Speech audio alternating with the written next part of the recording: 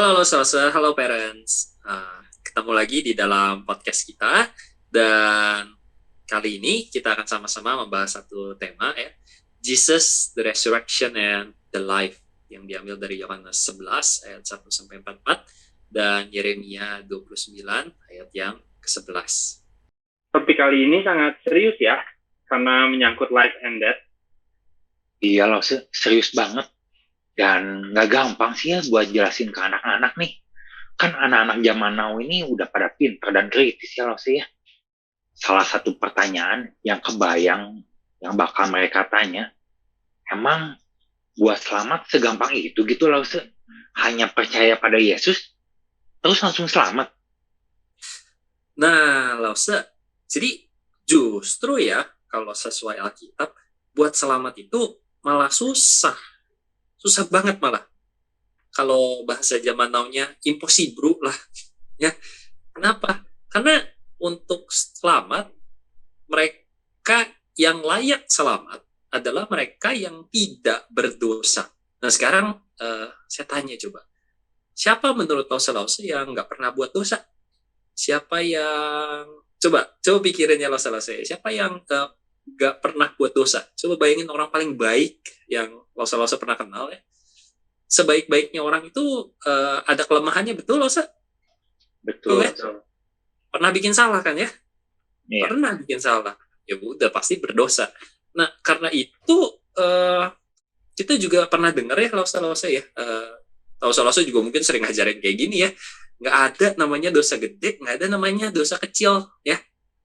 Semua dosa sama aja dalam hal apanya, sama aja dalam hal ini. Mau dosa gede, mau dosa kecil, mau dosa yang besar sekali, mau dosa yang sepele sekali, keduanya sama-sama membawa kepada kebinasaan. Tidak peduli dosa besar, tidak peduli dosa kecil, keduanya membawa kepada maut. Jadi bisa dibayangin ya, orang paling baik aja nggak mungkin selamat. Orang paling baik aja pasti pernah berdosa, minimal dosa kecil aja bisa membawa kepada maut. Jadi karena itu bisa dibilang untuk kita bisa selamat, impossible alias mustahil. Nah, karena mustahil untuk dikerjakan manusia, makanya Tuhan memberikan yang namanya anugerah. Ya. Yang namanya anugerah. Apa itu anugerah? Anugerahnya adalah untuk setiap orang supaya bisa selamat, cukup dengan percaya. Ya. Setiap orang yang percaya kepada Tuhan, ya, bisa beroleh keselamatan. Ya. Inilah kenapa disebut anugerah. Bukan lewat perbuatan kita, bukan karena kita sudah berbuat baik, bukan karena kita sudah melakukan amal, bukan karena ada satu kualitas yang baik, mungkin karena ganteng, mungkin karena cakep, mungkin karena pintar ya, tapi cuma karena kemurahan Tuhan kita itu bisa selamat ya. Dan syaratnya cuma satu ya, Tuhan memberikannya kepada kita itu pada kita yang percaya. Nah karena itu dibilang ini adalah sebuah anugerah ya. Tuhan memberikan kepada kita keselamatan dengan cuma-cuma melalui iman ya. Setiap kita yang percaya diberikannya keselamatan. Kenapa Tuhan bisa melakukan semua itu? Karena Tuhan berkuasa atas kehidupan dan kematian. Gitu. Kalau gitu Lause, kalau Yesus berkuasa atas kehidupan dan kematian, kenapa dia harus mati dulu terus bangkit untuk menyelamatkan kita? Nah, iya tuh. Bukannya lebih gampang ya kalau Yesus langsung aja selamatkan kita tanpa dia harus susah-susah nih disalib dulu. Nah, ini pertanyaan yang menarik loh saya. Masalahnya gini. Kita itu sering kejebak sama pemikiran bahwa yang namanya keselamatan itu adalah soal saya masuk surga. Ya nanti kalau saya udah percaya Yesus, nanti saya mati, roh saya masuk surga, dibawa ke surga itu ada di langit, biasanya kita gambarin ada di awan-awan ya. Jadi setelah saya mati badannya mah ada di kuburan, rohnya dibawa sama Tuhan ke awan ya, supaya bisa hidup di surga. Nah ini pemahaman yang kurang tepat, bisa dibilang salah bahkan ya. Kenapa? Karena keselamatan itu bukan soal surga ya. Bukan soal kita masuk ke istana di atas awan, tapi keselamatan di dalam Alkitab itu menceritakan soal pemulihan, menceritakan soal restorasi, bukan cuma saya, bukan cuma ngomongin manusia masuk surga, tapi seluruh ciptaan bahkan ya.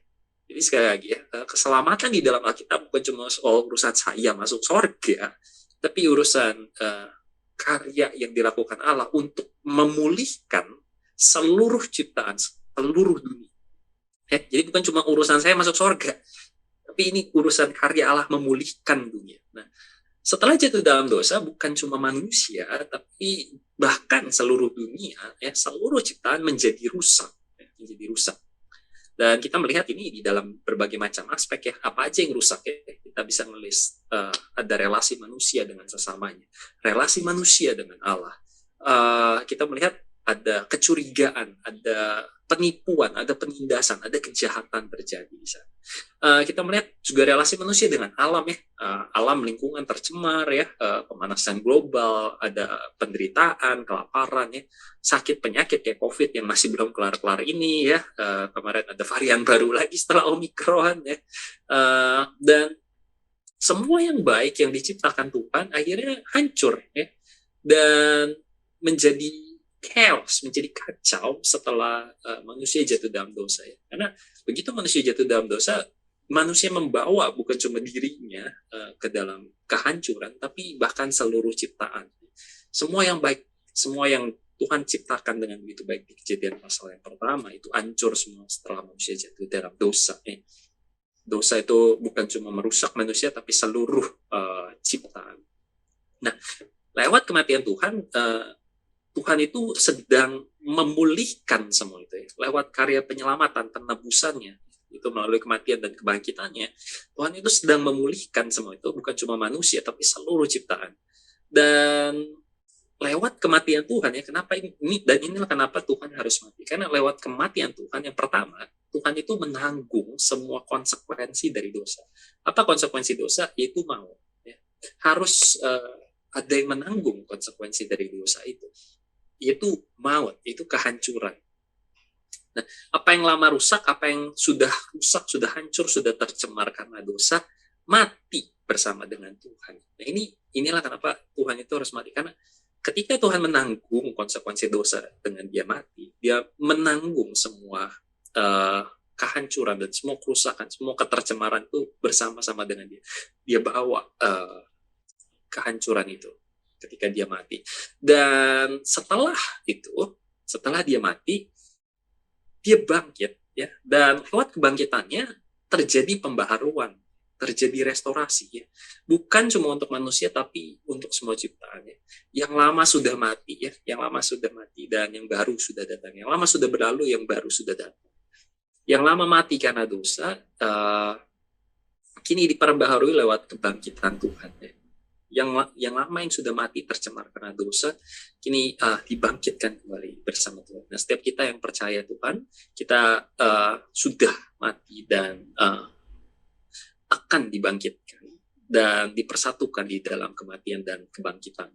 Dan ini kita sama-sama rayakan dan kita lihat di dalam baptisan ya, dalam baptisan di mana manusia yang lama mati ya diceburin, kalau baptisan yang full ya, ceburin ke dalam air, dia mati bersama dengan dosanya, ya, bersama dengan kehancurannya, bersama dengan ketercemarannya, dan manusia yang baru muncul ya, melambangkan ciptaan yang baru muncul dari kematian dan akan bangkit kembali untuk hidup kekal bersama Tuhan di saat kedatangannya yang kedua. Jadi kenapa Tuhan itu harus mati? Karena satu, bukan cuma demi kita masuk surga, tapi demi merestorasi, demi mengembalikan apa yang hancur karena dosa, supaya punya awal yang baru lagi melalui kebangkitan Tuhan.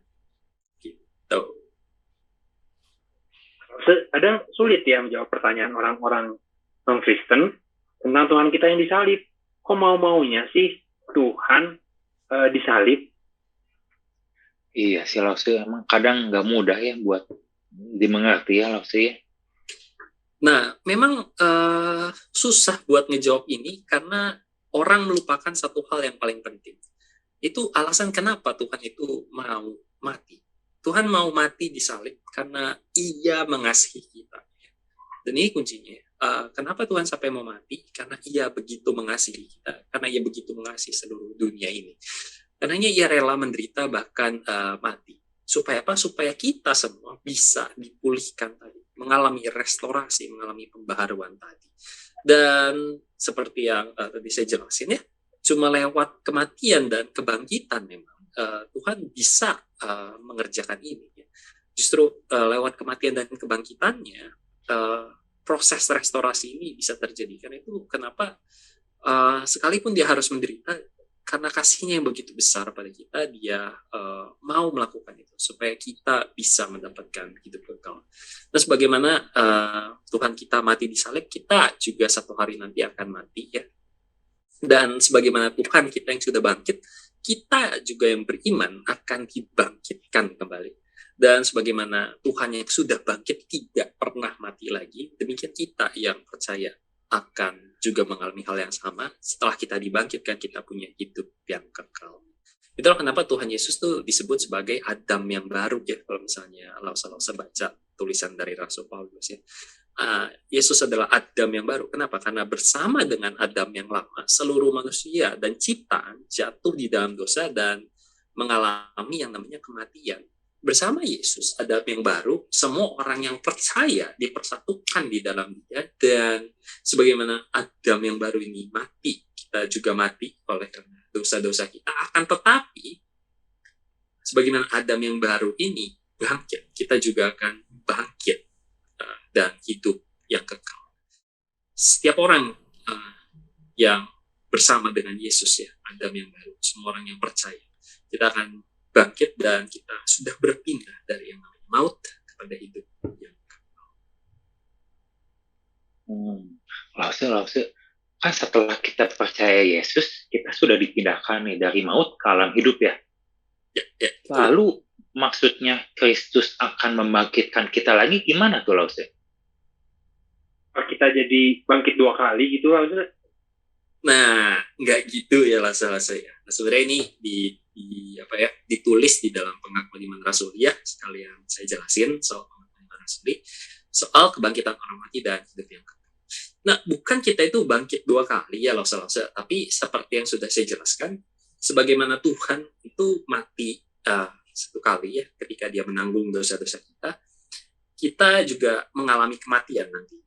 Karena tubuh jasmani yang kita miliki saat ini, sekalipun kita sudah percaya, kita sudah ditebus, tapi tubuh yang kita miliki saat ini adalah tubuh yang masih ada dosanya, masih tercemar dosa. Nah, karena itu sekalipun kita sudah secara status dipindahkan dari maut kepada kehidupan, ya, karena kita percaya sama Tuhan Yesus, akan tetapi kita masih belum mencapai keutuhannya, kepenuhan, masih belum full, gitu ya. Kapan fullnya, kapan utuhnya? Ketika Tuhan datang yang kedua kali. Nah, saat itu semua orang yang mati akan dibangkitkan kembali. Semua orang yang mati akan dibangkitkan kembali. Dan sebagaimana Tuhan yang bangkit kembali punya tubuh yang baru, tubuh kemuliaan, kita juga akan diberikan tubuh yang baru. Dan sebagaimana tubuh baru Tuhan Yesus, tubuh yang tidak bisa mati, demikian juga tubuh baru kita nanti adalah tubuh yang tidak bisa mati. Dan karena itu dikatakan kita memasuki kehidupan yang kekal. Gitu. Jadi kita cuma bangkit 1 kali, ya, jadi nggak 2 kali. Secara status kita udah pindah dari kematian pada kehidupan, ya, statusnya doang, ya. Tapi kita baru melihat kepenuhannya ketika Tuhan datang yang kedua kali, dan saat itu kita akan dibangkitkan sekali aja. Kenapa? Karena setelah kita dibangkitkan, kita nggak akan mati lagi dan kita mengalami yang namanya hidup. Lause Dede, kira-kira apa ya penerapan praktisnya buat kita ya? Iya, apa langkah praktis yang bisa kita ajarin ya Lause ke anak-anak? Nah, Lause, sebenarnya penerapan praktisnya praktis banget sih ya. Itu percaya sepenuhnya kepada Tuhan Yesus ya. Beriman sungguh-sungguh kepada Tuhan Yesus. Dan beriman bahwa Yesus sudah mati dan bangkit. Ya. Beriman bahwa Yesus datang daripada Bapa, diutus Bapa menjadi juru selamat bagi kita, juru selamat satu-satunya. Percaya bahwa percaya kepada Roh Kudus yang saat ini bersama-sama dengan kita, menuntun kita untuk bisa menjalani kehidupan kita dengan setia. dan mengajak orang-orang yang kita kasihi, terutama ya. Pertama-tama kita mulai dari orang-orang yang kita kasihi, kita ajak mereka juga untuk bisa beriman sepenuhnya kepada Tuhan. Kenapa? Karena sekalipun satu hari nanti kita akan mengalami kematian, setiap mereka yang percaya akan dibangkitkan kembali, akan dikumpulkan bersama-sama dengan Tuhan dan dengan orang-orang percaya di segala abad dan tempat. Nah, kita akan dikumpulkan kembali dengan orang-orang yang kita kasihi dan mengasihi kita, dan mengalami yang namanya kehidupan. Mungkin itu ya aplikasi praktisnya ya. Percaya sungguh-sungguh dan ajak orang-orang yang kita kasih. Kita mulai dari orang-orang yang kita kasihi untuk sungguh-sungguh beriman supaya satu hari nanti kita boleh menikmati hidup bersama-sama juga dengan orang-orang yang kita kasihi dan juga bersama-sama dengan Tuhan. Gitu. Oke, segitu dulu Losa-Losa. Sampai berjumpa di podcast berikutnya. Tuhan berkati.